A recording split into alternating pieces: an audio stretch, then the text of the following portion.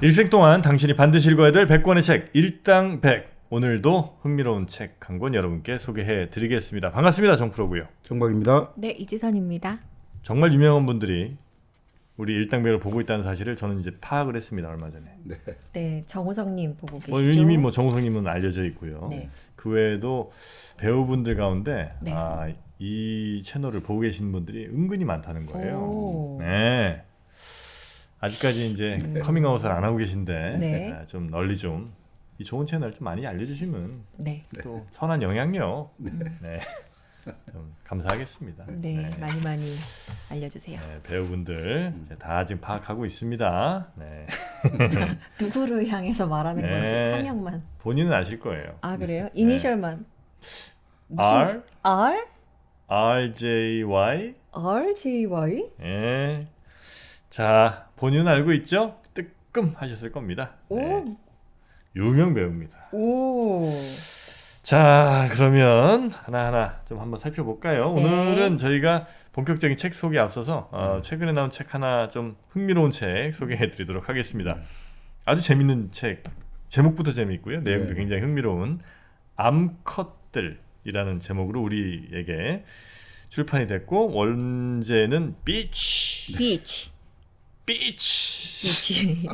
많이 들어본 말입니다. 네. 네. 보통 이제 욕 비슷하게 쓰이는 표현으로. 네, 이 책을 추천한 이상희 교수에 따르면 빛이라는 게 보통 성깔 사나운 여자 정도로 번역될 수 있다고 하더라고요. 네. 그러니까 이게 빛의 암컷들이 좀 이게 딱 맞아 떨어지는지는 모르겠습니다만 또 네. 근데 또 나름 또 여러 동물들을 관련해 가지고 우리가 알고 있는 수컷, 암컷 이런 성의 구별에 관해 가지고 기존에 알고 있던 상식이랄까 선입견들을 완전히 다 부숴버리는 책이다. 이렇게 이제 볼 수 있겠죠. 뒤에 보니까 똑바로 봐. 우리 암컷들의 진짜 모습을.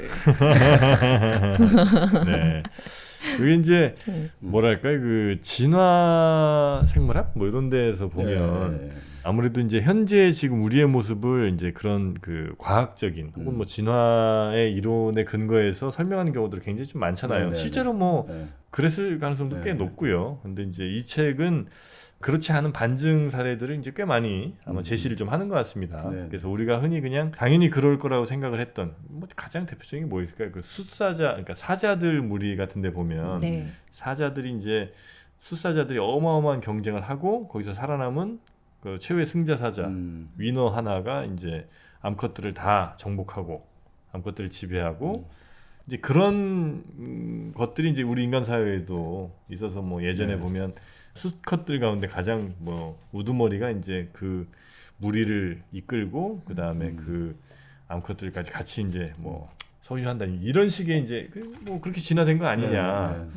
그래서 남자는 더 경쟁적이고 더 뭐 돌진하고 여자들은 이제 좀 수동적이며 뭐 받아들이는 거에 익숙하고 이런 거가 이제 우리가 흔히 그냥 생각하는 남녀의 혹은 뭐 젠더별 어떤 차이 이런 거라고 믿고 있는데 어쩌면 그게 사실이 아닐 수도 있다.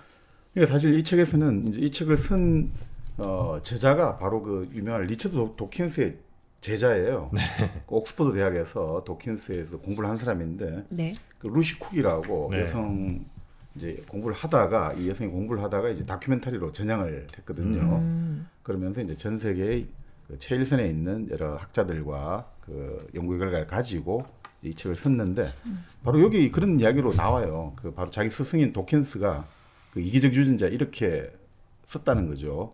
암컷은 착취당하는 성이고 그리고 그 어떤 남녀 성이라고 할까 가장 근본적인 그 착취의 원인이 난자와 정자에서 시작된다는 거죠.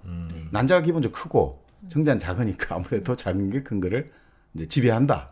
뭐 그런 것부터 시작해서 그런 것들로 해가서 항상 여성이라는 것은 뭐 작고 지배를 받고 부드럽고 수동적이고 이렇게 되는데 이제 이런 것들이 사실 19세기 다윈에서부터 사실 연유한다 이거죠. 당시 다윈이 여러 가지 뭐 진화론의 기본 아이디어와 이런 것들은 아주 혁혁한 공헌을 세웠습니다만 다윈이 살았던 그 빅토리아 시대가 여성들에게 엄청나게 좀 가혹했던 시대였거든요. 그러니까 여성들의 어떤 성적 욕망을 드러내고 이런 것들을 전혀 표현을 하면 안 되는 시대였거든요. 그러니까 그때 여성은 요즘 말로 하면 현모양처가 돼야 되고 여성이 어떻게 성적 욕망을 표현해야 되느냐 그 시집 가기 전에 어머니가 딸아이를 불러가지고 그냥 첫날 밤은 그냥 끔찍한 일이 한번 일어난다 생각하고 그걸만 잘 참아내면 된다. 그리고 그런 것들을 겪어내면서 결국 너는 이제 엄마가 되는 거니까 그 끔찍한 체험을 견뎌내야 된다. 이런 식으로만 가르쳤거든요. 그러니까 그런 시대에서 여러 가지 이제 진화론적으로 여러 동물들의 행태도 그러니까 우리가 말 그대로 사실보다는 이미 주어진 이론에 끼워 맞추는 방향으로 갔다는 거죠. 네. 그래서 우리가 지금 이런 신화에 계속해서 사로잡혀 있는데 이 책 같은 경우는 그런 것들에 대해 가지고 전혀 그렇지 않다. 예를 들어 다양한 이제 이것들이 뭐 일반화를 어떻게 바라보지에 따라 좀 달라질 수는 있겠습니다만 그 다양한 사례들이 많이 나와요. 그러니까 하나의 어떤 남성들의 전유물로 생각했던 예를 들어 어떤 암컷을 둘러싸고 수컷끼리 싸움을 해서 경쟁을 해서 그것을 차지한다. 지금 말씀하신 그게 뭐 토피 영양 같은 경우는 전혀 반대라는 거죠. 암컷끼리 싸움을 해가지고 이제 수컷을 차지한다 이거죠. 그 좋은 수컷을 둘러싸고 암컷끼리 정말 치열한 경쟁을 해가지고 결국 우리로 치면 흔히 말해 싸움을 해가지고 결국 최후의 승자가 그걸 차지하는 그런 사례도 많이 나와 있고. 근데 저는 여기서 좀 가장 신기했던 게 수컷과 암컷 우리로 치면 남성과 여성을 구분하는 기준이 있잖아요. 보통 그 생식기로 보잖아요. 네. 뭐 가장 크게 가장 차이가 크게. 나니까. 근데 그게 아닌 경우가 참 많다는 거예요. 이 책을 보면 아주 도발적으로 시작하죠. 네. 그래서 뭐 예를 들어 가지고 두더지와 하이에나 같은 경우는 암컷이 일종의 그 암컷의 음액이라고 하지 않습니까? 네. 그게 사실 거의 수컷의 음경하고 거의 같다는 거예요. 페니스하고 덜렁덜렁거리기도 하고. 그렇게 크단 네. 말이에요? 포인트가? 오. 그러니까 이런 걸 가지고 과연 그러면 생식기에 이걸 가지고 우리가 수컷 암컷을 구분할 수 있느냐? 그러니까 예전에 한번 그런 이야기 한번 우리가 그 에이리언 할 때 한번 페미니즘 이야기하면서 네. 그때 나왔잖아요. 지금 사실 남성과 여성, 암컷과 수컷을 구분할 때 우리가 생식기를 가지고 우리가 기본적으로 구분한다 하지만 사실 그 생식기도 그 상당히 이게 애매한 지점이라는 거예요. 그 크기나 이런 걸 둘러싸고 남성의 개인차가 있듯이 남녀 간의 차도 그런 개인차도 남성 간의 차로 볼 수 있을 정도도 볼 수가 있는 것도 있거든요. 그러니까 그것만 가지고 이게 몇 센치에서 몇 센치까지는 남성이고 이렇게 과연 구분할 수 있느냐. 그래서 그걸 가지고 딱 구분하기 힘들고 그럼 또 우리가 생각하는 게 아니 그래도 호르몬이 있지 않느냐. 뭐 남성 호르몬, 여성 호르몬 하지 않습니까? 근데 보통 이 책도 그런 이야기를 합니다만 남성 호르몬, 여성 호르몬 그런 건 없다는 거죠. 우리가 흔히 말하는 테스토스테론이나 에스트로겐 같은 것들은 남녀가 다 가지고 있거든요. 비율이 좀 다르죠. 그렇죠, 그렇죠. 그러니까 그러면 내분비의 어떤 호르몬의 어떤 비율로 가지고 말을 한다지만 그거는 아날로그잖아요. 아날로그 연속되거든요. 네네네. 그걸 디지털로 그러니까 남성 여성 할 때 디지털이잖아요. 딱 이게 구분이 돼가지고 절대 둘 사이는 건널 수 없는 강이 있는 건데 그 아날로그란 말이죠. 이 내분비 호르몬의 흐름도 그 정도나 그리고 그게 상황에 따라 달라지고 그걸 가지고 남성 여성을 한다는 것도 이게 사실 무리다 이거죠. 그 사실 다 현대 과학적인 잣대를 들이대면 과연 남성이 무엇이고 여성이 무엇이냐라고 말할 때 이게 상당히 말하기가 곤혹스럽다는 거예요. 염색체로 하면 되는 거 아니에요? XY. XY. 네. 뭐 그게 이제 네, 네. 근데 이제 그것도 뭐 여러 가지 이제 다른 면에서 이제 이쪽에서는 그거 말고 또 다른 사례들을 많이 갖고 들어오니까 네. 사실 그러니까 정확하게 우리가 뭔가 이것은 남성이고 여성이고 하는 것들도 어떻게 보면 이미 어떤 우리 이제 기존의 어떤 가부장제 관념이랄까 뭐 이런 것들로 많이 이제 우리에게 좀 장식되어 있을 수 있다. 이런 점에서 뭐 이거 자체가 이 한 권의 책으로 우리가 뭐 이것이 진리고 네. 이것이 거짓이고 이런 건 아니고 네. 생각해 볼 거리가 상당히 도발적인 주장과 그리고 그것에 뒷받침되는 다양한 근거들 이런 것들도 참 재밌는 것 같습니다. 정프로님이 아주 좋아하는 내용일 것 같아요. 예, 아주 저는 뭐 흥미 있는 그래서 한번 좀 읽어볼 네. 생각인데 네. 기존에 우리가 이제 너무나 당연하게 받아들였던 그런 뭐 사실이라고 우리는 생각하지만 어쩌면 그게 사실이 아닐 때 이럴 때 좀 약간 쾌감 같은 게 있잖아요. 네. 아 이게 진짜 아니었나 네, 이제 네. 이런 거 제 이런 생각들 좀 깨줄 때 네. 그런 것들에 오늘 이 빛이라는 책은 굉장히 그 흥미로운 포인트로 작용을 하지 않을까 기대를 좀 해봅니다. 네. 그러니까 사실 우리가 이제 그 이런 것들이 될 수 있겠죠. 그 여성의 본성이라는 거 할 때 아까도 그런 말씀 드렸습니다만 제가 보니까 돼지 같은 경우 있잖아요. 네. 그 돼지들은 예전에 야생의 상태에서 그 최고의 어떤 우두머리가 누구냐면 늙은 암돼지거든요. 똑똑해서인가요? 예, 그 똑똑하기도 한데 그 암컷이 사실상 이 집단의 모든 것들을 결정해요. 그러니까 여러 가지 지혜와 돼지가 아주 호기심이 많은 동물이고 이래가지고 그러니까 그런 것들에 대한 지혜를 알려주는 동물이고 암컷이더라고요. 또 마찬가지로 우리가 그 흔히 말하는 침팬지라든지 이런 유인원들 있잖아요. 네. 그 유인원에서 대표적인 유인원 사회가 뭐 빅맨 그러니까 최고 이제 우두머리가 있고 나머지 모두가 이제 줄 쓴다고 생각하잖아요. 근데 그것도 이제 움직여 있는 구조를 살펴보니까 운영되는 원리를 살펴보니 늙은 마마라는 존재가 있다 이거죠. 그 암컷이 실제로 그 모든 집단의 구성원들의 개개의 역량과 관계와 이런 걸 다 정통해 가지고 사실상 일종의 킹메이커 역할도 하면서 또 자문 역할도 고문 역할도 해주고 대왕 대비 그런 느낌이더라고요. 어떻게 보면 겉으로는 이 사람을 내세웠지만 실제로는 뒤에서 살살 수렴청정하는 느낌까지 들 만큼 이런 사례들도 꽤 많아요. 근데 그게 꼭 반드시 이제 기존의 이론과 완전히 배치될 수 있지는 저는 이제 양립 가능하다고 또 생각을 하거든요. 그러니까 방금 그 사례 같은 경우도 야 그러니까 리더는 그러면 나이든 그 암컷이 아니겠느냐라고 이제 생각할 수도 있고 아니면 이제 어쨌든 수컷이 리더 그러니까 그 물리적 리더로서의 연한이라는 게 있잖아요. 네. 왜냐면 이제 가장 힘 좋고 젊고 뭐 이럴 때 한 뭐 네. 불과 몇 년 정도일 텐데 그거는 계속해서 이제 바뀌는 거죠. 네. 그래서 이제 물리적 리더는 어쩌면 그 수컷을 중심으로 돌아가지만 그 나이 많은 암컷 같은 경우는 네.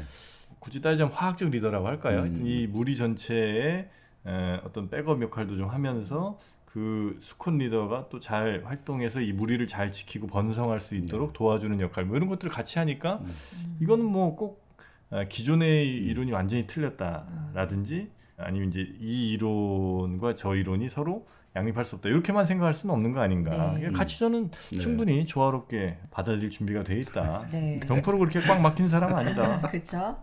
이거를 옛날에 네. 그 있었던 일들을 분석했던 사람들이 다 가부장적인 과학자들이었을 것 같아요. 네. 그럴 가능성이 좀 있죠. 네. 네. 그래서 이제 새로운 시각으로 이런 걸 보면 저희도 좀 재밌게 읽을 수 있지 않을까. 그렇죠. 그러니까 결국은 뭐 이런 경쟁이라고 해야 될까 이런 것들은 남자의 몫이고 그 여성은 이제 그 결과를 처분만 기다린다 이런 것들은 사실상 이제 남성 그러니까 인간 사이의 어떤 우리가 지금 인간 사이 그 역사적인 단계와 과정에서 얻어낸 것들을 무리하게 동물 사회에 적용을 자꾸 시켜가지고 동물 사회에서 일어난 다양한 현상들을 좀 왜곡하는 경우가 많았다는 거죠.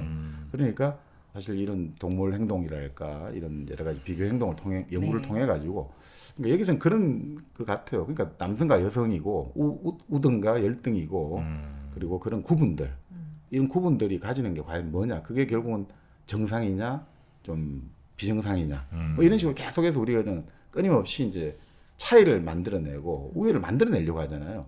이 책은 그러니까 그런 차이를 만들어내는 근본적인 기제에 깔려 있는 게 네. 남성 수컷과 암컷의 구분에 따른 여러 가지 권력 관계니까 그거에 대해서 한번 생각해보는 그러니까 뭐가 과연 네네. 정상이고 뭐가 과연 자연스러운 건지 과연 그런 것들이 있는 것인지 그래서 이제 사실 좀 우리에게 아까 뭐 생식기 말씀도 드렸습니다만 암컷은 자비롭고 모성애가 넘치고 이런 것들을 그냥 하나씩 그렇지 않다 여러 가지 다른 어떤 풍부한 이런 동물들의 사례를 보아라라고 이제 한번 머리에 유쾌하게 한번 뿅망치를 맞는 기분이랄까 뭐 그런 거죠. 네. 네.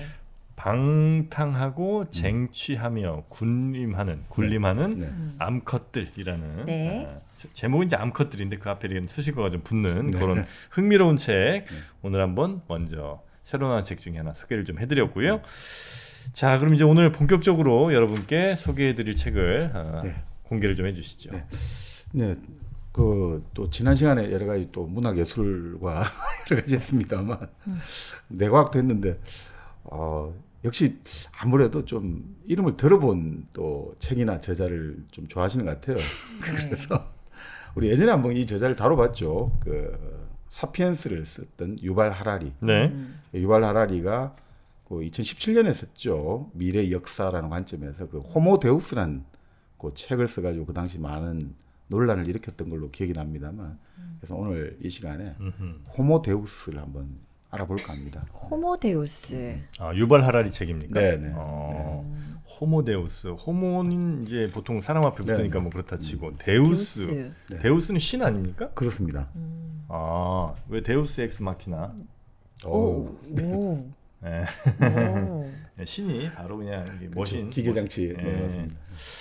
데우스. 그러니까 신성을 가진 인간들이란 뜻이 아니면 뭐 그렇죠. 이제 인간이 예. 예전에 이제 진화를 거듭해 오면서 이제 21세기의 과제는 무엇이 될 것인가? 이제 21세기는 결국 죽음을 극복하거든. 불멸 그리고 하나의 행복 그리고 신성을 추구하게 될 것이다. 신적인 것. 그런 의미에서 이제 호모데우스라는 신적인 존재라는 뜻이겠죠. 네네. 우리가 호모사피엔스였지 않습니까? 네. 네. 이전에 책이 사피엔스였는데 그러니까 지혜로운 존재로서 인간이잖아요. 생각하는 인간인데 네네네. 네. 호모데우스는 이제 신적인 인간이 되어가는 그것이 이제 21세기에 네. 지금 논의해야 될 과제가 아닌가 뭐 그런 측면에서 한번 이제 지금까지 이제 호모사피엔스가 어떤 경로를 통해 가지고 동식물을 지배해 왔고 네. 그리고 그것들이 여러 가지 사피엔스를 썼던 유발 하라리는 세 가지 혁명이 있다고 했잖아요. 인지혁명이 있고 농업혁명이 있고 산업혁명이 있었는데 그 과정을 통해서 이제 호모사피엔스가 지금 현재 20세기의 가장 큰 과제였던 전염병이랄까 기아랄까 전쟁 이것들도 어느 정도 지금 상당히 많이 극복해 왔다고 보고 있거든요. 물론 뭐 요즘 우크라이나 전쟁 이런 거 보고 있으면 과연 극복했는지는 좀 모르겠습니다만 어쨌든 그 과제를 어느 정도 달성했고 거기에 이제 21세기의 과제는 무엇인가 결국 아까 말씀드린 불멸, 행복, 신성의 추구 이 세 과제가 될 것이다. 그런데 이 세 가지를 추구하면서 결국 인간은 이 호모사피엔스라는 종은 과연 살아남을 수 있을 것인가? 이것들을 한번 아주 다양한 각도에서 짚어보고 있는 거죠. 네. 그래서 그런 면에서 그러면 호모사피엔스가 살아남을 것인가 말 것인가를 연구하면서 왜 호모사피엔스가 세계를 정복해온 과정이랄까? 그리고 지금 호모사피엔스가 여러 가지 산업혁명 이후 민주주의랄까 여러 가지 시장 경제라고 하고 자유주의 일종의 휴머니즘이죠. 인본주의. 인본주의 삼형제라고 나오는데 여기서는 자유주의, 사회주의 그리고 이제 진화론적 인본주의에서 이제 나치즘하고도 좀 연결됩니다만 그런 것들을 어떤 식으로 만들어내고 성과를 이루어왔고 그 성과 속에서 이제 인간들이 21세기에서 과연 이제 호모데우스라는 이 과업으로 나아갈 것은 불가피해 보이는데 이것들의 의미는 무엇인지 이거를 결국은 역사를 통해 가지고 우리가 한번 알아볼 수 있다. 네. 이런 뭐 주제죠. 네. 이게 언제 나온 책이에요? 이게 2017년에 출판이 됐을 겁니다. 네네. 호모 사피엔스가 호모 데우스로 네. 어떻게 갈 거냐? 이게 책이 2017년 나왔을 때 왜 또 나름 각광을 받았냐면 네. 바로 2016년에 우리 기계와 인간의 바둑 대결이 한 판 있었죠. 알파고. 알파고와 이세돌. 네. 예. 처음에는 다 이세돌이 이길 거다라고 했는데 결국 나중에 결과를 보고 나서 사람들이 했던 말은 이세돌이 한 판이라도 이긴 게 어디냐. 이것은 결국 유일무이한 승리가 될 것이다.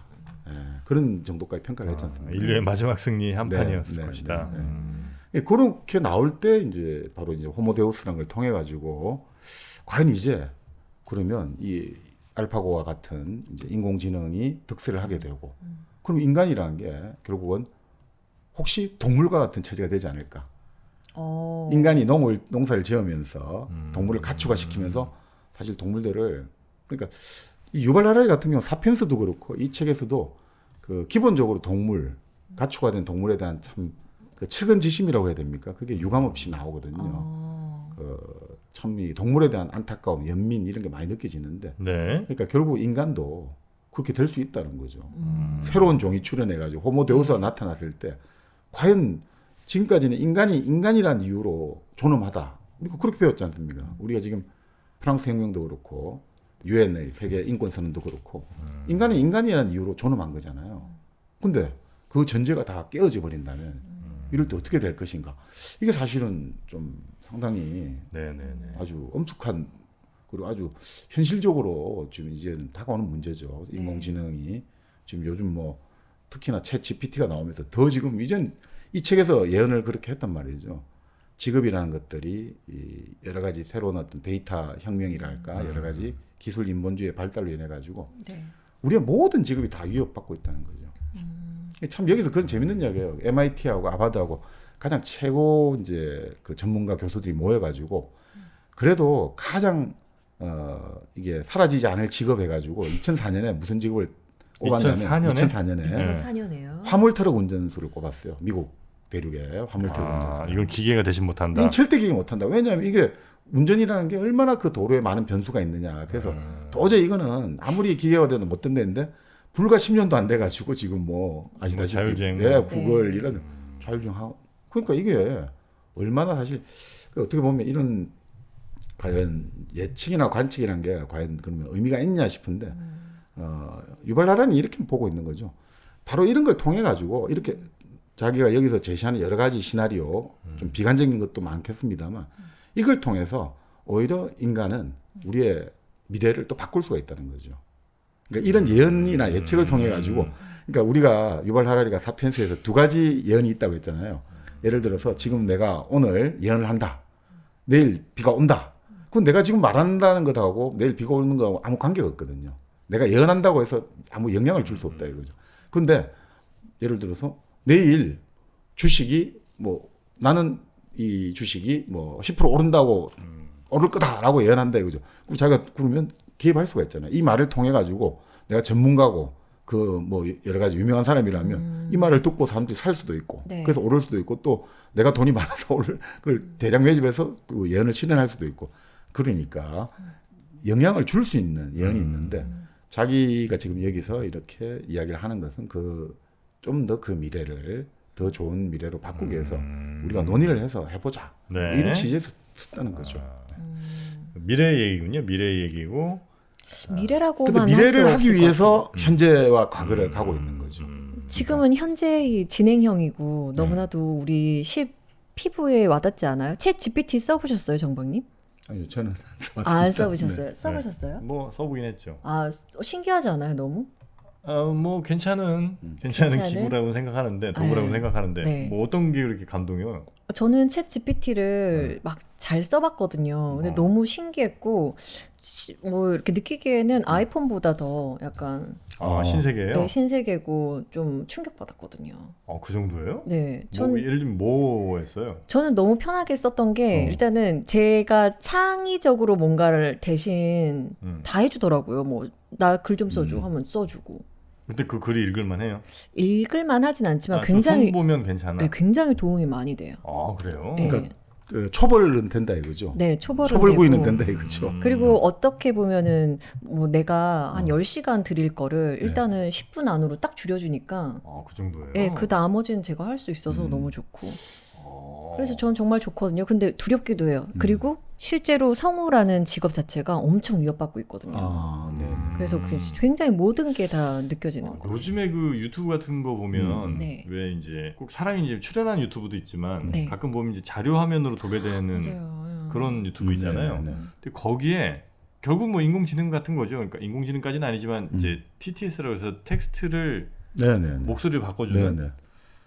그거를 하면 난 이거 누가 볼까 싶은데 생각보다 많은 많이 분들이 봐요. 그거 보시더라고요. 네. 그리고 그 목소리가 오히려 그러니까 성우분들이 잘 읽어주는 것보다 조금 더 뭐 편이 좀 그럴 수 있겠습니다만 하여튼 더 잘 들린다는 거예요. 왜냐하면 성우는 감정을 막 담아서 그러니까. 읽잖아요. 근데 감정을 빼고 그냥 쫙 읽어주니까. 네. 그래서 그게 오히려 좀 듣기가 더 편하다는 분도 계시더라고요. 그래서 그 성우분들 지금 큰일 났어요. 지금 제 직업 없어지게 생겼어요. 지금 근데 성우 아닌 일을 많이 하잖아.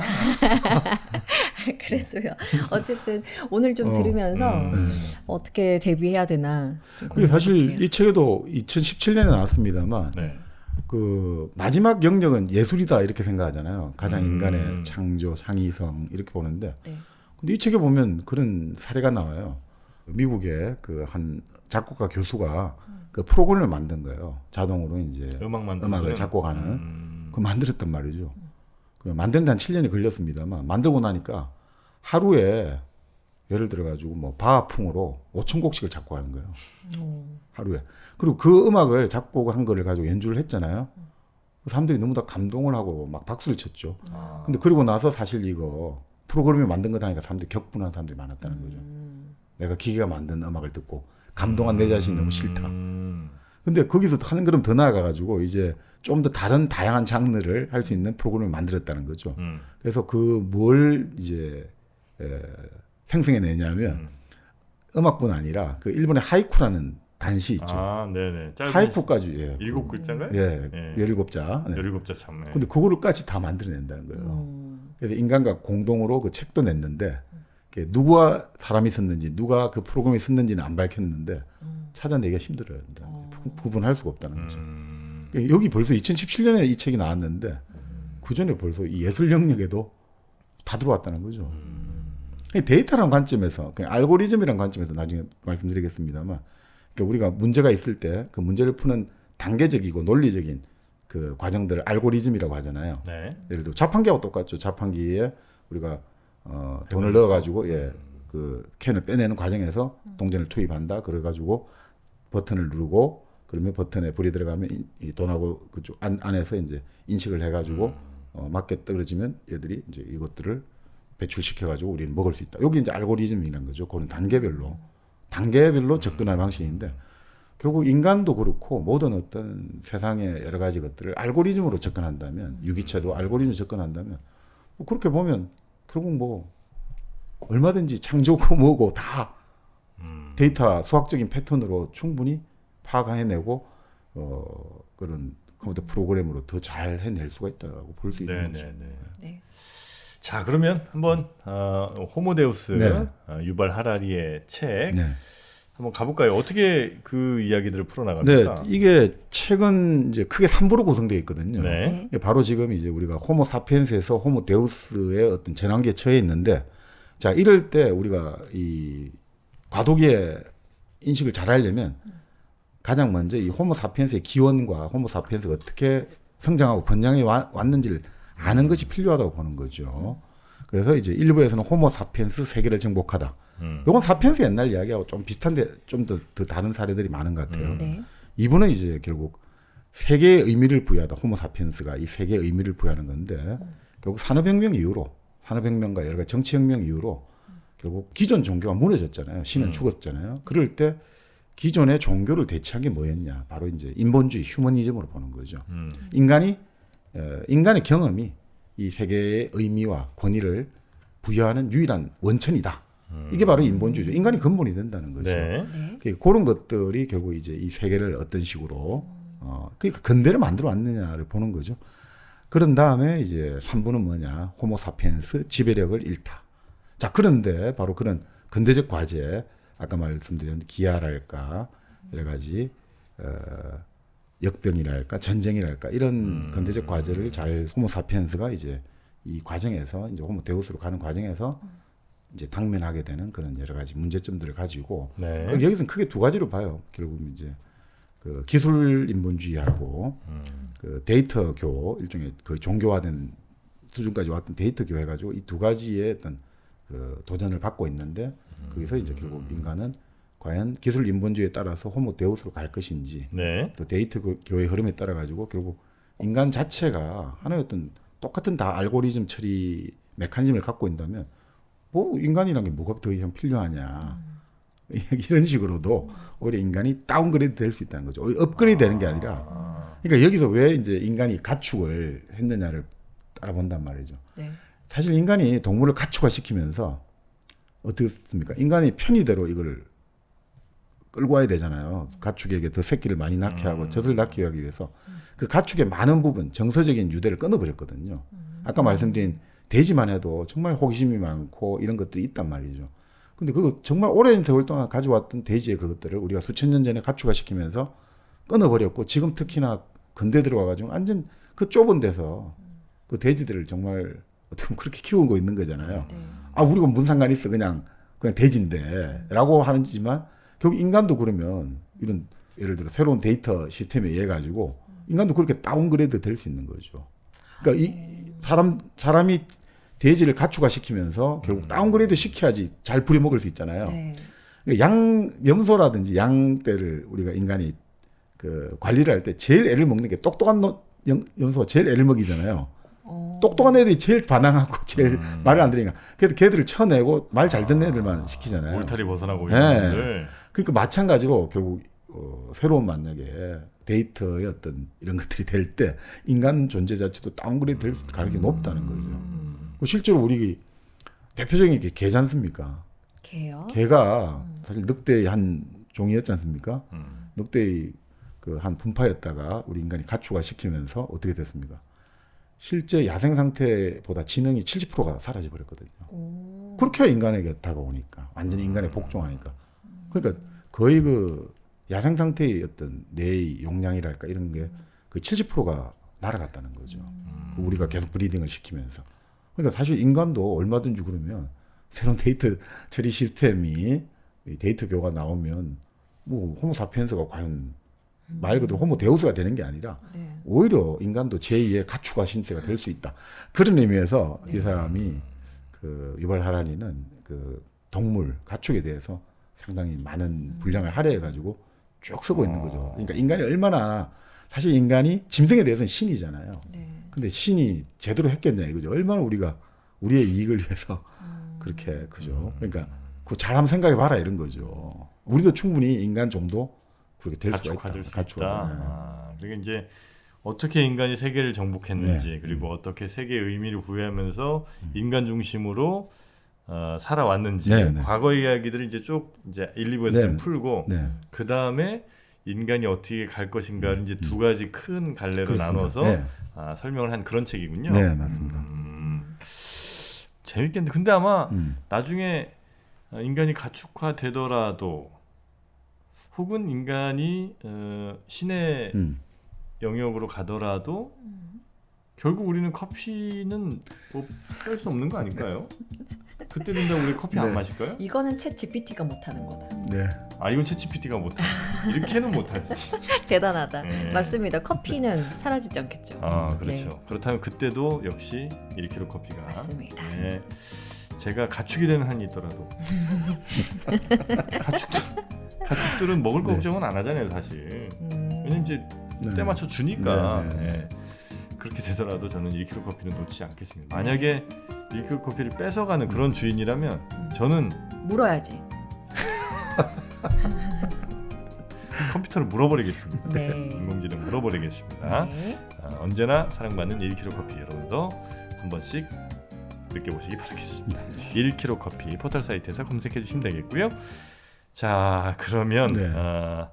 어떻게 인간이 세계를 막 정복한 이야기 이것도 일부터, 갑니까? 네, 가시죠. 일단 괜히 또 나중에 결말을 얘기 못할까 봐 아니요, 좀 뭐 불안합니다. 네. 3부가 너무 궁금하거든요. 네, 뭐 좀 근데 이걸 알아야지 우리가 갈 수가 있어요. 왜냐하면 왜 이러냐면 이런 거죠. 그러니까 네. 지금의 우리가 그래도 호모사피엔스가 이루는 성과를 알아야지. 네. 그 성과를 알아야지 그 자신감을 가지고 또 대처할 수 있는데 그것을 모르고 가면 또 이 세상이 그냥 암담, 비관 그 자체가 되니까. 네, 디스토피아만 생각하고 네, 네. 그럴 그러니까 수 이제 있죠. 충분히 우리가 한 승리의 역사를 한번 예, 좀 그렇죠. 써봅니까? 대차 대조를 해야 되는 거죠. 인류 문명, 호모사피엔스의 대차 대조를 해봐야죠. 네. 그러니까 먼저 뭐 결국 기아, 역병, 전쟁. 참 이게 예전에 한번 누군가 그런 이야기했죠. 인간의 3대 원죄다. 인간으로 태어난 3대 원죄. 여기서 벗어날 수 없는 것 같다 이거죠. 네. 배고프고 그죠. 우리가 그리고 전염병이 돌고 그리고 전쟁. 참 이런 것들이 인간을 참 괴롭혀왔는데 근데 사실 확실히 줄어든 게 사실이다 이거죠. 그렇죠. 기아 같은 경우는 여기도 그런 이야기 나옵니다만 예전에는 가뭄이 심하게 들잖아요. 고대 이집트랄까 인도 이런 데 가뭄이 들면 그냥 인구의 한 10%까지 사라져 버렸다는 거예요. 지금 우리가 인구가 뭐 한 5천만인데 아주 심한 가뭄이 든다고 500만이 그냥 아사해 버린다 이거죠. 그 정도였다는 거죠.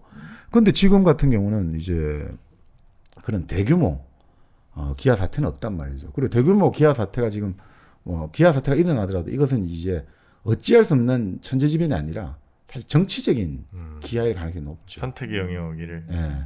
여기도 나중에 나옵니다만 1950년대 말에 중국에서 대약진 운동으로 수천만이 뭐 아사했다 이런 이야기 나오는데 그건 그냥 소류에 식량 생산 정산 잘 됐다 해가지고 당시 중국 공산당 지도부는 그래 식량이 많이 생산됐네. 그러니까 우리가 무기도 사야 되고 여러 가지 기계를 사야 되니까 그 식량을 막 수출한 거예요. 근데 소류만 그렇게 많이 돼 있고 실제 식량 창고에는 없었거든요. 다 근데 팔아야 되잖아요. 그럼 식량이 없어가지고 사람들이 굶어 죽었단 말이죠. 네. 그런 식으로 정치적인 아사니까 이런 것들은 사실 이제는 거의 다 이제 우리가 종식한 거 아니냐. 그러니까 지금도 아마 1세계 같은 데서 네. 버리는 음식 그 양 총량만 하더라도 아마 전 지구적으로 네. 굶는 사람은 없을 거예요. 그러니까 지금 이 책에서는 2010년 데이터를 가지고 나왔는데 기아랄까 영양실조랄까 이걸로 죽은 사람이 그해 한 100만 정도로 추산이 된단 말이죠. 2010년 발표된 자료는. 네. 근데 비만으로 죽은 사람도 있죠. 비만. 300만이에요. 3배가 된 거죠. 네. 그러니까 많이 이제 나름 성과를 얻었다는 우리나라도 지금 뭐 쌀을 얼마나 비축했다가 뭐 조금 버리기도 하고 그 양이 굉장히 많죠. 자, 그러니까 기아는 나름 우리가 상당한 이제 성과를 얻었다. 그리고 역병, 전염병. 전염병은 사실 최근에 우리가 뭐 직접 코로나 경험했지 않습니까? 그 사실 이게 대단한 거거든요. 이 백신을 이렇게 빠른 시간 내에 백신을 개발해내고 그리고 어떻든 뭐 초기에는 여러 가지 좀 허둥지둥되는 세계 전체가 그런 모습 보였습니다만 그래도 세계 전체적으로 봐도 상당히 관리를 잘했다라고 이제 보여지잖아요. 그러나 특히나 요즘 같이 이 글로벌화가 심화돼 가지고 이런 국제적 접촉이 심한 와중에도 불구하고 이게 결국 상당한 이제 성과를 거뒀다는 것은 이제 뭐 사실 예전에는 고대 그리스나 이런 사람들은 다음 주에라도 병에 걸려가지고 죽을 수 있다 이런 생각을 갖고 사는데 지금은 거의 그런 생각을 안 하지 않습니까? 그러니까 그런 정도로까지 이제 많이 올라왔다는 거죠. 역병을 예방하는 것도 뭐 어마어마하게 발전을 했고 그다음에 설령 걸리더라도 또 치료 관리하는 것도 어마어마하게 발전해서 역시 이것도 아마 거의 선택의 문제에 가까운 그렇습니다. 그런 상황이 된 것 같고요. 자, 그러면 이제 전쟁의 문제죠. 근데 전쟁도 지금 당장 우크라이나 전쟁이 현재 진행 중이고 또 지금 이 동아시아 같은 경우도 워낙 지금 북한의 핵 폭탄이랄까 이런 것들 때문에 긴장이 고조되고 있습니다만 그래도 우리가 이제 예전에 이안 모리스의 전쟁 역설도 우리가 다뤄봤습니다만 그래도 예전에는 그 고대사에서 15% 그러니까 사망자의 15%가 전쟁이랄까 살인이랄까 이 폭력으로 죽었단 말이죠. 그래서 15%예요. 근데 지금은 어떻습니까? 20세기에는 5%로 줄었어요, 사실. 그 전쟁이 그렇게 양차 대전이 일어나고 또 유교도 있고 베트남 전쟁 많이 죽었습니다만 그래도 전체 사망 그러니까 죽은 사람이 5% 정도. 전 세계 1900년대 초반만 해도 어마어마한 전쟁이 많았을 텐데 그럼에도 불구하고 5%. 2021세기는 뭐 21세기는 1%. 그럴 것 같아요. 지금 그러니까 사실은 지금 설탕이 화약보다 더 위험해요.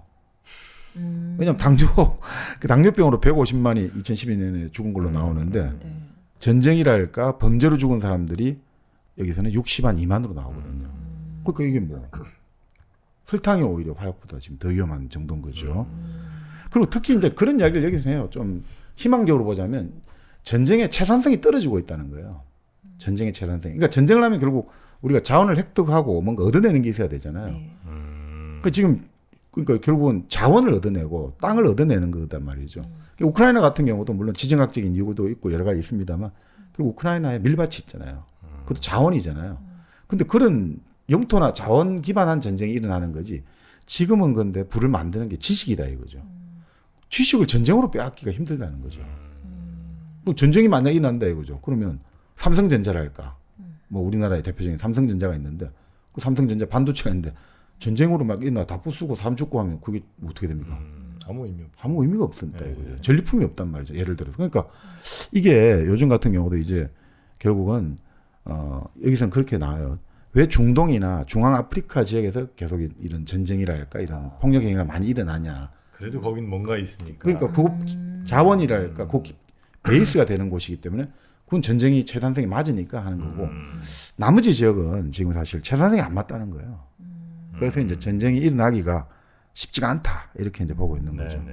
아니, 지금도 이제 한편에서 지구 한편에서는 이제 좀 규모는 좀 작긴 합니다만 내전이나 이런 것들이 있긴 있는데 거기도 얼마 전에 뉴스 나왔던 수단 같은 경우도 아마 한쪽에선 금광 같은 게 좀 있는 모양이에요.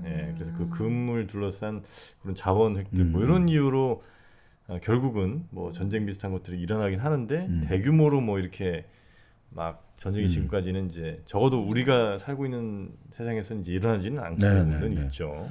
그러니까 결국은 전쟁에 대한 것도 우리가 상당히 컨트롤이 되고 있다.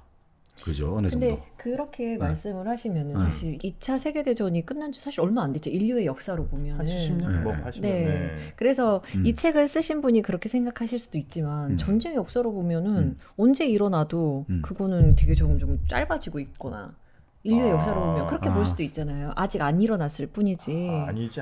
아니에요? 전쟁은 인류 역사는 끊어진 적이 없어요, 사실은.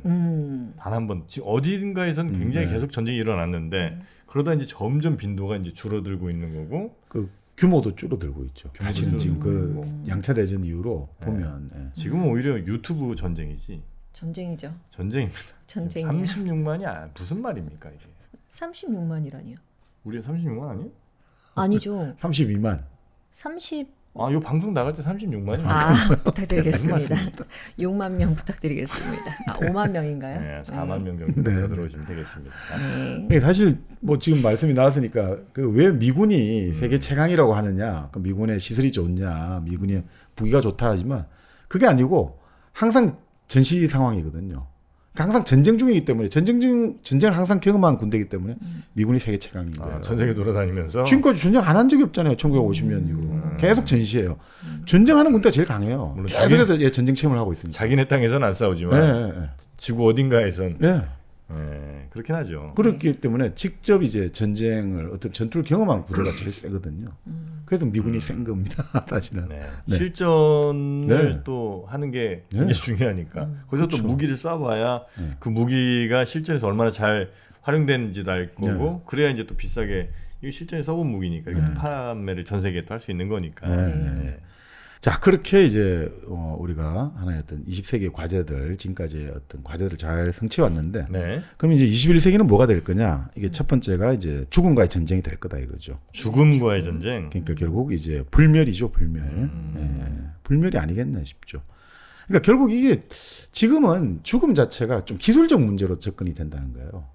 영혼이 사라지고 이런 게 아니라 이런 거죠. 심장이 안 좋다. 그럼 심장이 안 좋은 그런 문제들을 해결하면 되는 거 아니냐? 인공 심장 만들고 인공 뭡니까 펌프 엔진을 넣고 그런 식으로 계속해서 이제 접근을 하게 되고 뭐 뇌가 안 좋으면 뭐 거기에 대해서 수리를 한다든지 유전자 가위를 가지고 뭐 병금 DNA를 잘라내고 이런 식의 기술적인 문제로 지금 접근한다는 거죠. 지금은 그러니까 지금 사실 현대과학이 지금 예전부터 사람들이 꿈꿔왔던 게 그 불로장생이잖아요.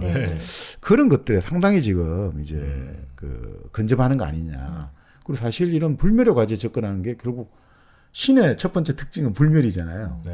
그런 면에서도 가장 이제 이게 접근 첫 번째 이제 과제가 아닌가 이렇게 보는 거죠. 실제 그 레이 커즈와일 같은 사람은 특이점이 온다 이런 이야기 하잖아요.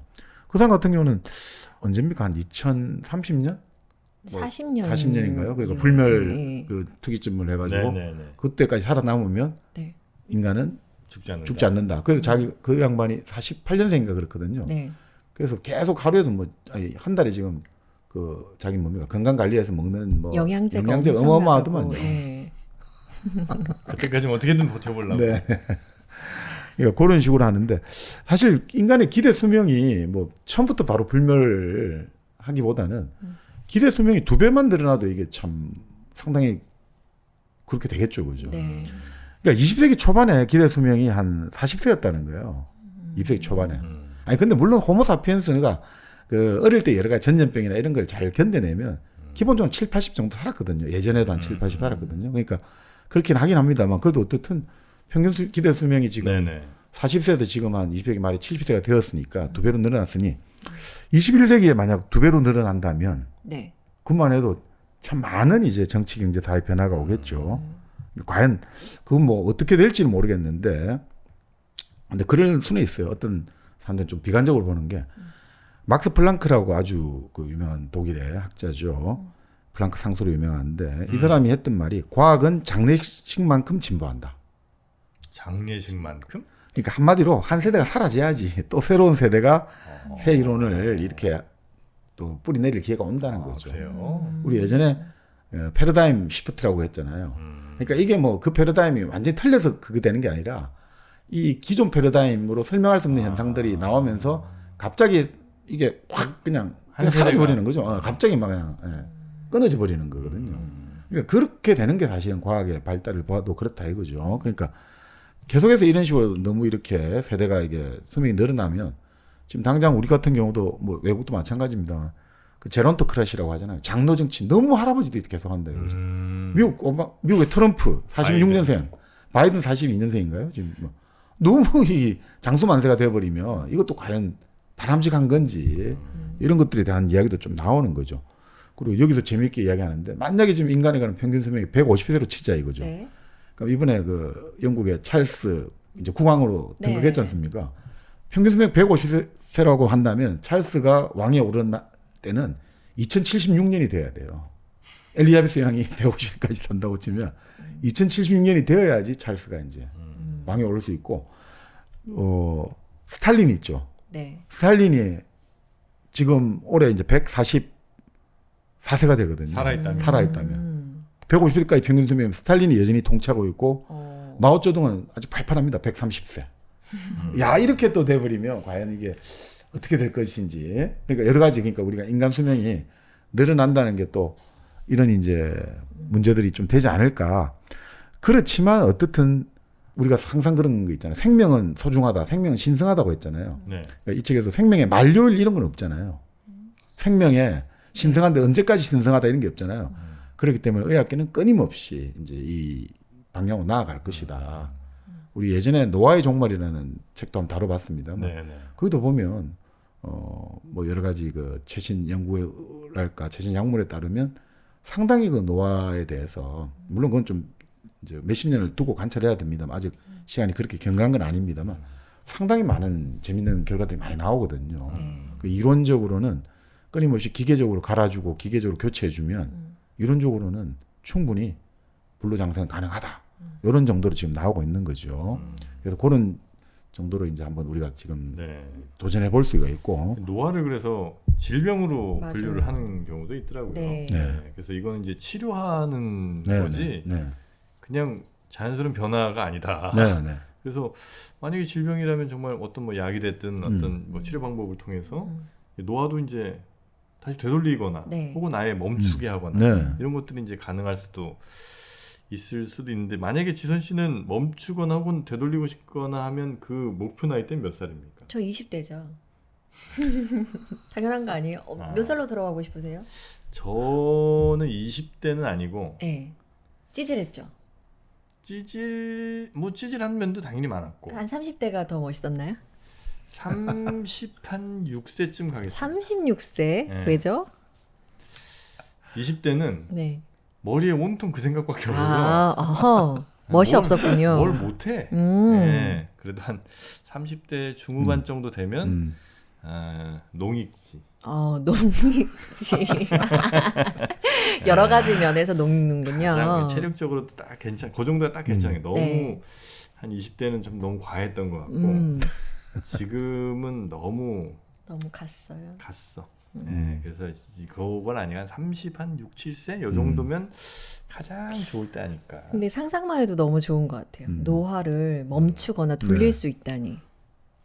너무 행복할 것 같아요. 나중에 그러면 이제 애들은 커갖고 내 나이쯤 또 친구처럼. 예. 자식 빨리 그 특이점이 왔으면 좋겠어요. 특이점 와야 됩니다. 2045년쯤. 혹시 우리 정박님은 언제? 글쎄요. 한 10대로 가는 게 제일 10대? 왜요? 책 읽고 아니 싶어서요? 그게 아니라 새로운 인생을 살게 하지 않습니까? 그러면 또 아예 10대로? 아예 새롭게 10대로 계속 사시는 거예요? 아니면 10대부터 다시 한번 다시 가는 거 나이가 아니겠습니까? 들어가는? 네. 이거는 근데 과거로 돌아가는 게 아니라 네. 신체적 나이를 돌리는 건데요. 그러니까 언제로 딱 갈 거예요? 신체적 나이가 10대가 제일 좋지 않습니까? 역시. 왕성할 때로 욕심이 많으신 분. 그 왕성이 아니라 뇌가 가장 활발할 때가 10대라서 그러는 거 아니실까요? 빠릿빠릿하게 막 네. 들어갈 때. 야, 근데 10대는 너무 막 방향성 없이 막 여기저기 부딪히고 그러지 않나요? 그러니까 재밌지 않아요. 재밌나요? 너무 제가 보니까 네. 조금 못 놀았어요. 네, 못 노셨어요. 네. 욕심이 있으셔? 네. 자, 결국 이제 두 번째 예제는 행복이죠, 행복. 사실 뭐 역사를 살펴봐도 뭐 그리스 철학자 필로스죠. 쾌락. 근데 행복이죠, 행복. 행복이 다들 행복이지 않습니까? 아리스토텔레스도 행복을 다 찾고 이렇게 했는데, 근데 지금 사실 뭐 근대 같은 경우는 이제 행복이 국가 목표는 아니고 국력의 정진, 부국 강병이 목표였고, 사실 국민들 자체는 그 국가의 어떤 목표를 달성하는 수단에 불과했던 거죠. 네. 자, 그런 것들 속에서 이제 우리가 미국 독립선언에 이제 행복을 추구할 권리가 나온 거죠. 근데 이 행복을 추구할 권리라는 거는 행복을 창조할 권리와는 좀 달라요. 이거는 국가 권력이 들어온 것에 대해서 들어오지 말라고, 행복은 개인이 추구하는 거다, 이런 의미로 사실 제퍼슨이 설정한 거거든요. 근데 지금 우리는 이 행복의 권리를, 그러니까 국가가 행복을 제공해줘야 된다라는 식으로 적극적으로 좀 해석하고 있죠. 이게 좀 달라지긴 했습니다만. 그러니까 내가 행복할 걸 막지는 말으라는 거군요. 그렇죠. 원래는. 본래 이제 그 제퍼슨의 의미는, 제퍼슨 같은 경우는 기본적으로 이제 반연방적인 분권주의자거든요. 그러니까 제퍼슨은 그런 거 되게 싫어했던 거죠. 네네. 큰 정부랄까 이런 것들을. 자, 그랬는데 지금은 어떻든 뭐 국가가 적극적으로 나서서 이제 개입을 요구하고 있는데, 문제는 참 이게 행복은, 우리 또 예전에 뭐 행복의 기원이라는 책도 했습니다만 안 한 책이 없군요, 지금 보니까. 결국 이게 물질적인 것하고 이 참 뭐라고 할까, 정신적인 기대 수준하고 이게 일치가 하지 않으니까.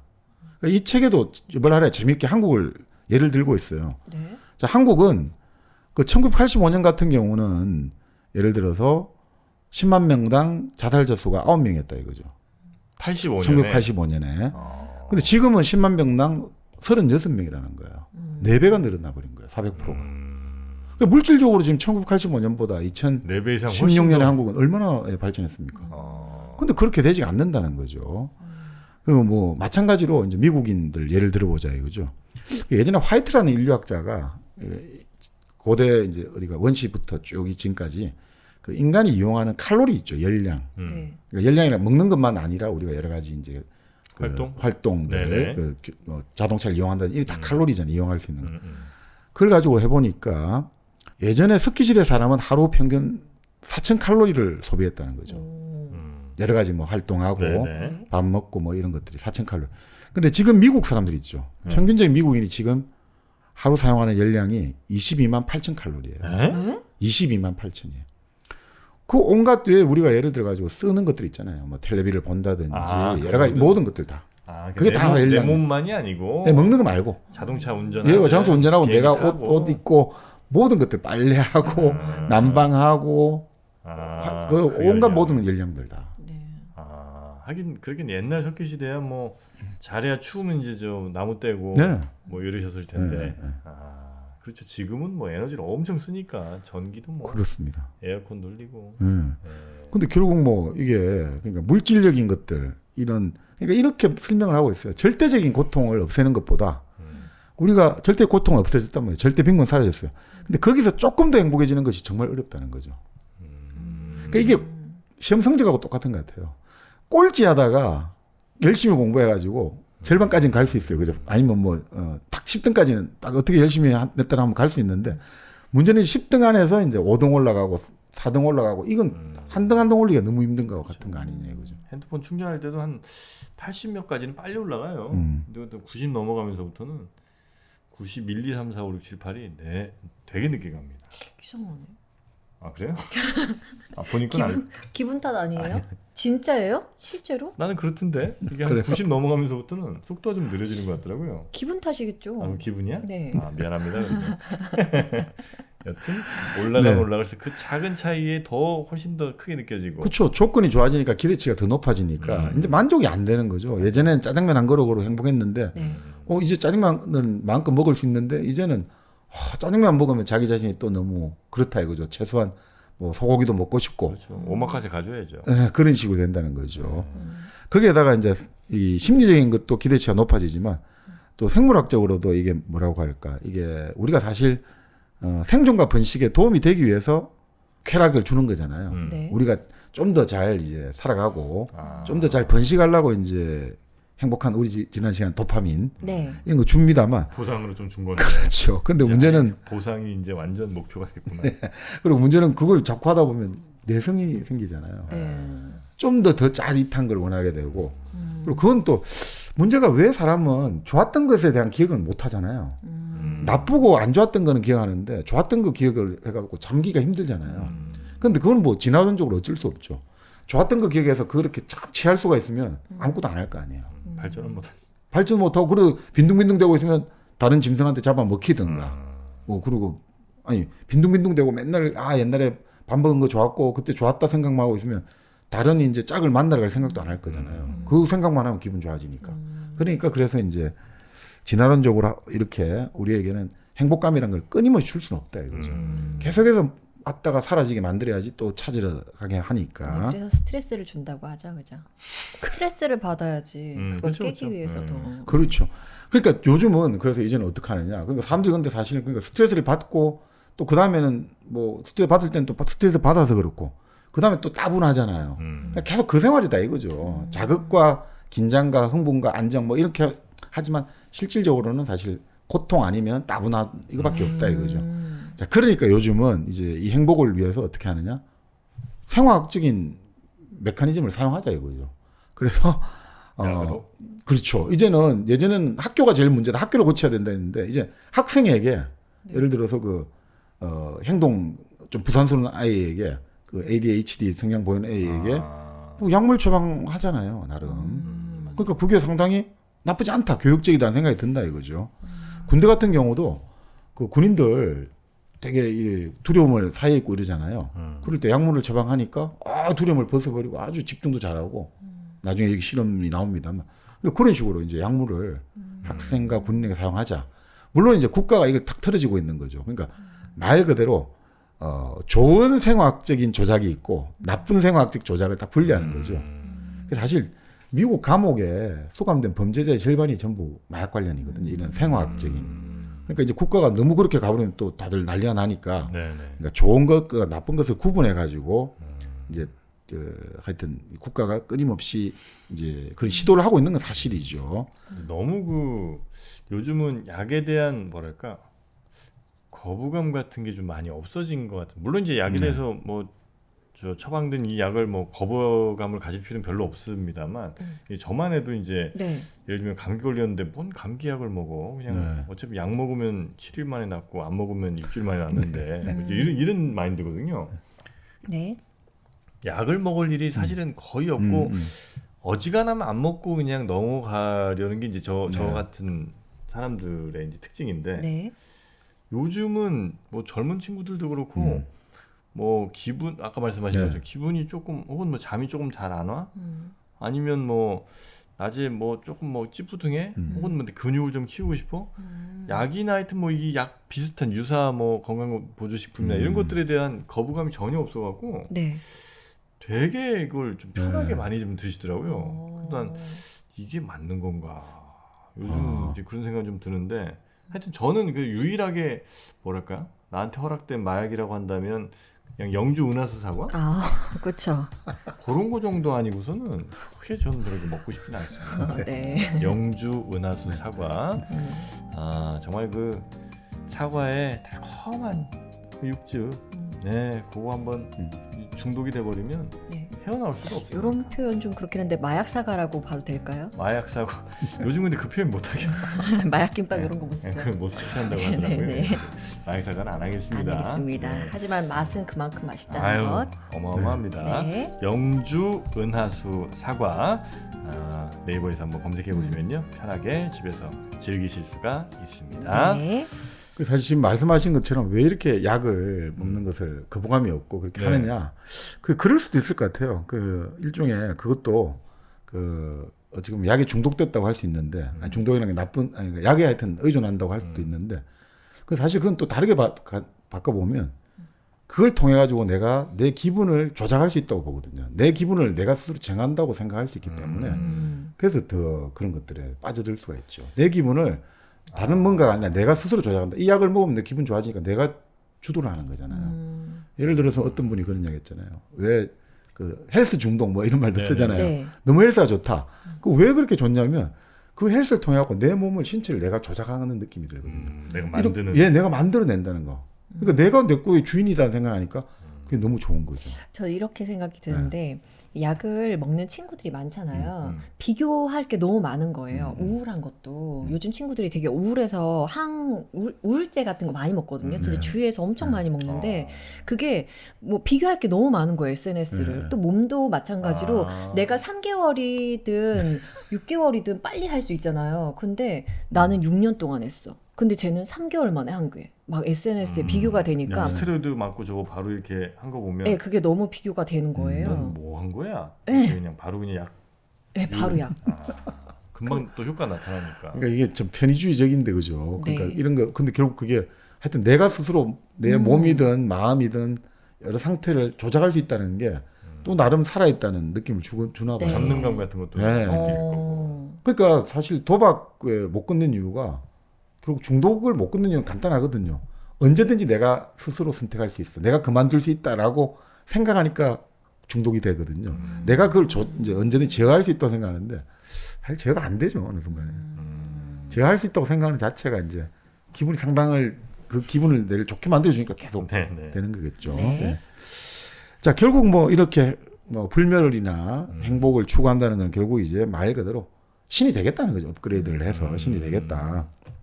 그래서 지금 이제 이 업그레이드는 방법이 뭐냐?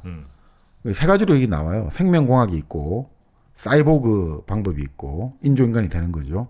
그다음 비유기체로 이제 완전히 합성이 되는 방법이 있다 이거죠. 비유기체? 네. 그러니까 처음에 생명공학은 말 그대로 이제 초인류가 되는 거예요. 새 신인류로 창조되는 거죠. 네. 그러니까 정말 아까 유전자 조작하고 유전자 뭐 그렇게 될 수 식으로. 있겠죠. 네. 우리 가타카 보면 나오잖아요. 네. 네. 그런 식으로 될 수 있는 거고 사이보그 같은 경우는 인조인간 우리 600만 불의 사나이 생각하시면 되죠. 네. 인공손, 인공눈, 인공귀 이런 식으로 끼고. 신체 내 작동을 하는 거죠. 네.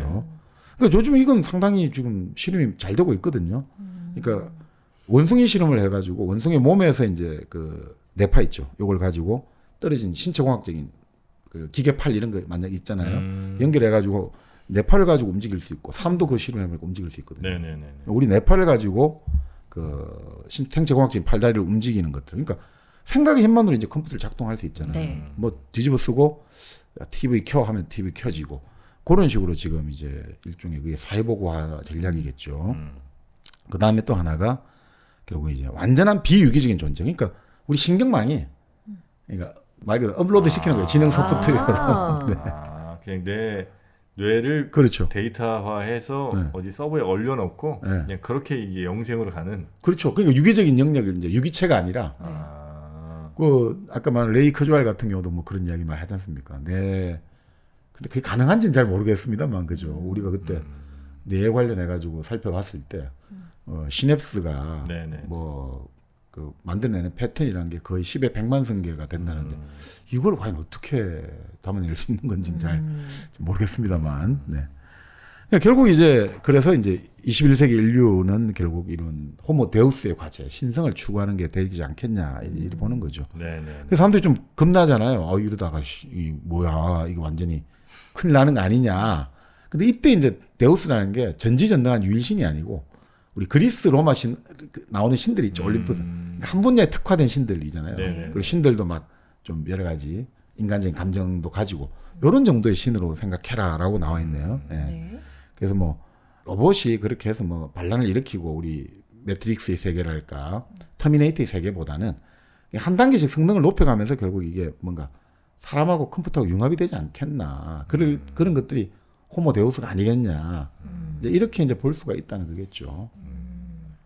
뭐 그런 노력들은 계속해서 뭐 여기저기서 많이 하고 있는 것 같아요. 무슨 예전에 잠깐 좀 유행했던 메타버스 같은 것도 결국 이제 내가 어떤 사이버 공간에 네. 들어가서 그냥 그 가상 공간에서 뭔가를 막 하는 거잖아요. 네. 그런 것처럼 나도 꼭 물리적인 어떤 이 유기체로서의 몸을 가지고 어디론가 뭘 해야 되는 게 아니고 그냥 그런 가상 공간에서 네. 얼마든지 또 실제로 그게 익숙해지면 이 리얼 월드와 이 가상 공간의 차이가 별로 좀 없어지거나 아니면 오히려 그게 더 좋아지는 경우들도 있다고 하니까 근데 나는 영 아날로그가 좀 좋은데 예를 들어서 어떤 뇌파 조작으로 네. 남자랑 손잡는 그 느낌을 줄 수 있다고 쳐요. 네. 네. 그럼 할 거예요? 할 거예요. 키스도? 기계가 이렇게 와서 앞에서 이렇게 막 아니 신경에다 똑같은 자극을 주니까. 요것만 해서 할 수 있으면 할 거다. 네, 할 것 같아요. 아 그래? 네. 그 영화 있었잖아요. 그 실베스터 스텔론하고 네네네 있습니다. 뭐 끼고 뭐 그죠. 그 여배우가 굉장히 산드라 블록. 네, 스피드에 나왔던 그 저지 드레드였나? 뭐 그런 비슷한 비슷한 때쯤 나왔던 영화 같은데. 네. 그래서 거기서 이제 서로 그런 랩하로 이렇게 원격에서 그 넷플릭스에 블랙미러라는 시리즈가 있는데 거기 보면 요 비슷한 내용들을 엄청 잘 뭐 현실이 될지 아닐지는 모르겠지만 그거 보면 정말 재밌는 거 많거든요. 그거 보면 하고 싶더라고요. 네. 그러니까 다양하게 그렇죠. 여러분이 선택하시면 되겠습니다. 그러니까 지금 그래서 근데 뭐 브레이크를 좀 밟아야 되지 않느냐고 하지만 첫 번째 문제가 브레이크 어디 있는지 아무도 알 수가 없는 거예요. 과연 그 브레이크가 있냐? 어디쯤인지 다 흩어져 있잖아요, 이게. 그러니까 사실 우리가 4차 산업혁명도 이게 좀 중점이 달라지는 것 같아요. 제가 예전에는 처음에는 인공지능이나 빅데이터가 아니고 3D 프린팅이랄까. 맞아요. 유전공학 이게 막 그게 처음에는 부각이 됐거든요. 그리고 나노 로봇 뭐 이런 게 부각됐는데 맞아요. 어느 순간에 갑자기 인공지능 빅데이터가 확 부각이 되더라고요. 맞아요. 저도 진짜 이거 느꼈는데 2014년, 5년 뭐 그쯤인 것 같은데 얼핏. 그때만 해도 진짜 4차 산업혁명이란 말이 아마 처음 나오고 이럴 때는 그 말씀하신 그 무슨 프린터죠? 3D 프린터. 그래서 뭐 3D 이런 좀 있었는데 하여튼 3D 프린터랑 나노 기술 그런 게 그죠. 그게 핵심이었어요. 그러다 진짜 어느 순간 갑자기 뭐 메타버스 무슨 AI 뭐 이런 게 갑자기 4차 산업혁명의 총화로 떠오르더라고요. 그러니까 이건 결국은 이 전체적인 이것들을 누가 이걸 다 아는 사람이 누가 있겠냐 이거죠. 이 모든 방대한 시시각각 변하는 이 시스템의 흐름들을 그러니까 이거는 뭐 이해하는 사람이 없으니까 멈출 사람도 없는 거죠. 뭘 알아야 멈출 거 아닙니까? 뭘 모르는데 어떻게 멈춰요? 아마 누군가 멈추려고 하더라도 어딘가에서는 반드시 그거를 또 시행할 연결이 있을 거고. 인간의 욕망은 절대 멈추지 못할 것 같아요. 그렇죠. 우리 예전에 닥터 프랑켄슈타인 같은 경우 보면 결국 그런 거잖아요. 시신을 가지고 꾸며가지고 결국은 뭘 만들어내잖아요. 아무리 금지를 해도 만들어내고 그것이 결국 자기를 파멸시키는 뭐 그런 좀 뭐 불길한 암울한 느낌을 줍니다만. 자 그리고 제일 더 큰 문제는 만약에 지금 브레이크를 밟는다고 칩시다. 그러면 경제가 무너지고 사회가 무너진다는 거예요. 이게 제일 사실 큰 문제죠. 그러니까 사실 지금 가장 큰 산업이 뭐겠냐 이거죠. 이제 지금 요번에 오늘 정부 발표를 보니까 지금 술집하고 이런 것들은 많이 줄어들고 피부 관리 샵이랄까 애견 샵 이런 게 많이 늘어났잖아요. 그 사람들이 추구하는 게 뭡니까? 자기 개인의 이제 행복들, 뭐 소소한 행복들 있지 않습니까? 막 이제 막 예전처럼 어떤 막 여러 사람들이 술을 마시고 즐기고 이런 것보다 또 애견이랄까 내 자신 만족하는 피부 관리랄까 이런 것들이 지금 많이 늘어나고 있다잖아요. 그런 것들이 큰 산업이란 말이에요. 자기 행복을 추구하는 산업들. 그리고 불멸과 관련되는 게 바로 지금 건강산업이지 않습니까?